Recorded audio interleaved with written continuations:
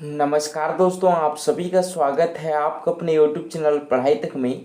दोस्तों, आज की इस वीडियो में हम बात करेंगे छत्तीसगढ़ मरक्षक भर्ती परीक्षा 2023 के दोस्तों गणित के मोस्ट इम्पोर्टेंट टॉपिक अनुपात को। ठीक है, यानी कि रेशियो से संबंधित दोस्तों जितने भी इम्पोर्टेंट क्वेश्चन बनते हैं उन सभी प्रश्नों को दोस्तों आज की इस वीडियो में हम देखने वाले हैं। तो वीडियो को शुरू से लेकर अंत तक जरूर देखें दोस्तों। और अगर आप हमारे चैनल पर पहली बार आए हैं तो चैनल को सब्सक्राइब करें एवं बेल आइकन कॉल पर प्रेस करें। तो चलिए दोस्तों, आज की इस वीडियो को स्टार्ट करते हैं। तो आज का हमारा सबसे पहला प्रश्न है दोस्तों, 7,800 रुपये का राम, श्याम तथा मोहन के बीच 6:9:12 के अनुपात में विलोम अनुपात में बांटने पर, ठीक है, विलोम अनुपात में बांटने पर दोस्तों मोहन को कितनी राशि प्राप्त होगी ये हमें पता लगाना है। ठीक है, तो हमें यहाँ पर देखेंगे 4 ऑप्शन दे दिया गया है। तो देखेंगे प्रश्नों को एक बार फिर से अच्छे से समझेंगे कि 7,800 रुपये का राम, श्याम तथा मोहन के बीच 6:9:12 के विलोम अनुपात में बांटने पर, ठीक है, यहाँ पर विलोम अनुपात में बांटने पर दोस्तों मोहन को कितनी राशि प्राप्त होगी ये हमें पता लगाना है। तो आप सभी को पता होगा, देखेंगे तो यहाँ पर राम है, ठीक है, श्याम है तथा मोहन है। अब यहाँ से देखेंगे दोस्तों, यहाँ से देखेंगे इनके बीच 6:9:12 के विलोम अनुपात में बांटने पर, ठीक है, विलोम अनुपात में बांटने पर, तो विलोम अनुपात मतलब यहाँ पर क्या होगा, तो ये हो जाएगा दोस्तों 1/6 होगा। ठीक है, उसके बाद विलोम अनुपात 9 का क्या होगा, 1/9 होगा। 12 का क्या होगा, 1/12 होगा। ठीक, तो हमें दोस्तों पूरा करेक्ट रेशियो निकालने के लिए सबसे पहले इसको हम क्या करेंगे, एलसीएम निकालेंगे। ठीक है, तो 6, 9 और 12 का जब हम एलसीएम निकालेंगे दोस्तों तो ये बन जाएगा हमारा 36। ठीक है, याद रखिएगा 6, 9 और 12 का जो एलसीएम हो जाएगा 36। अब 6 को 36 से कटाएंगे तो कितने बार में कटेगा, 6 बार में कटेगा, 6 6 का 36। अब 6 को दोस्तों 1 के साथ गुणा करेंगे तो कितना बन जाएगा, 6 ही बन जाएगा।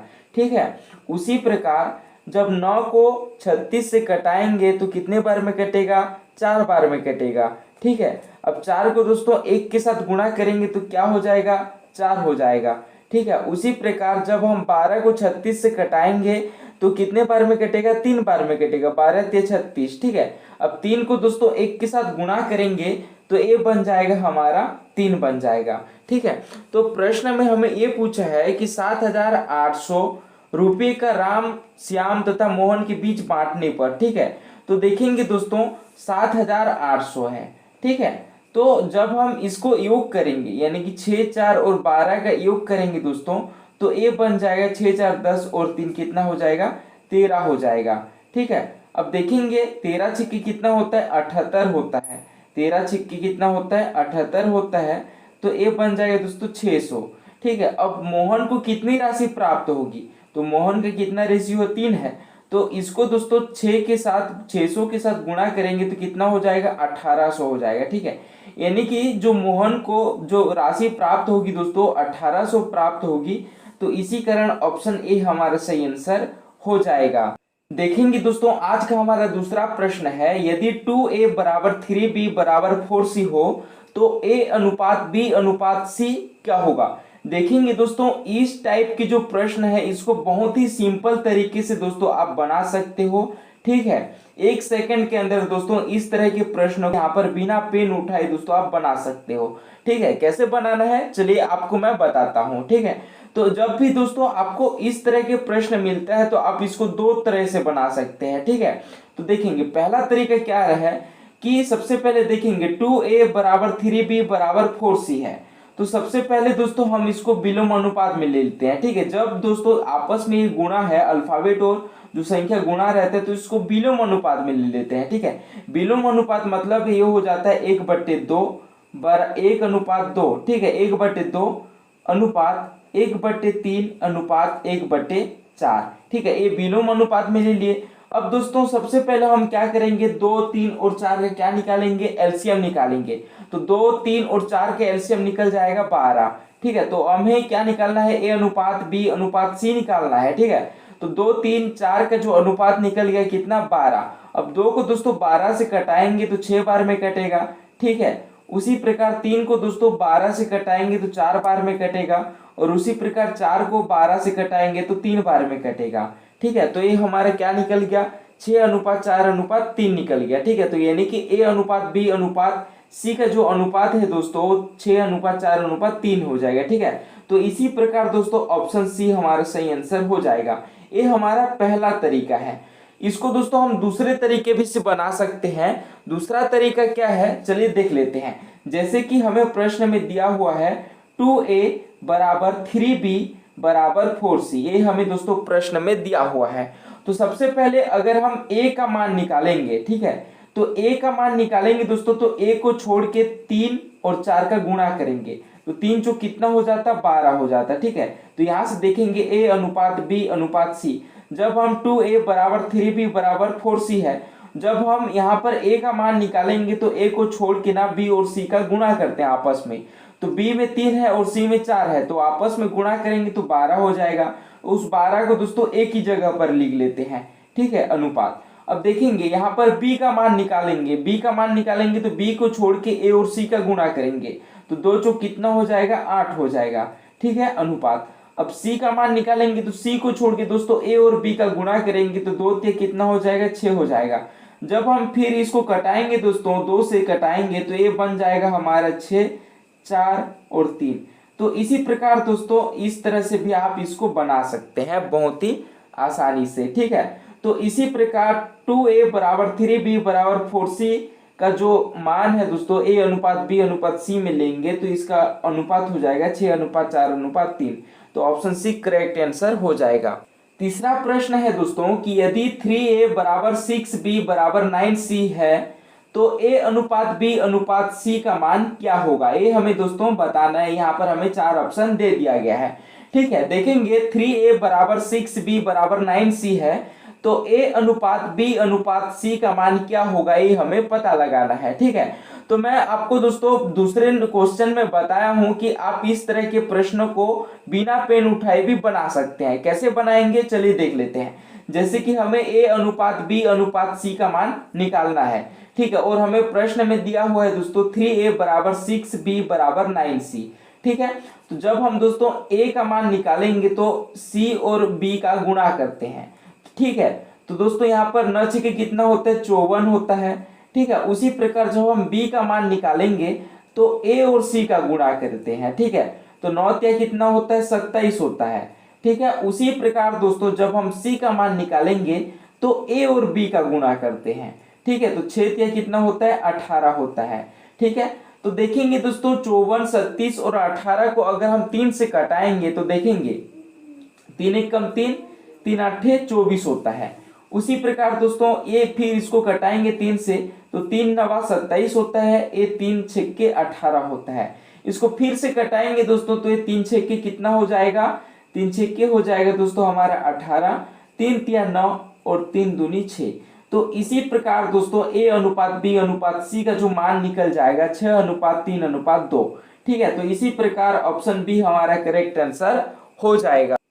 चलिए अगला प्रश्न देख लेते हैं दोस्तों कि यदि 6a = 11b = 7c है तो a अनुपात b अनुपात c का मान ज्ञात करना है। ठीक है, तो हमें यहाँ पर 4 ऑप्शन दे दिया गया है। तो मैं आपको पहले भी बता चुका हूँ दोस्तों कि आप इस प्रकार के प्रश्नों को बहुत ही आसानी से बना सकते हैं। ठीक है, तो हमें a अनुपात b अनुपात c का मान ज्ञात करने के लिए बोला जा रहा है। ठीक है, और दिया हुआ है दोस्तों 6a = 11b = 7c। ठीक है, तो a हमें दिया हुआ है। तो a का मान निकालने के लिए दोस्तों b और c को आपस में गुणा करते हैं तो 11 और 7 का गुणा करेंगे तो 11 7 कितना होगा, 77 होगा।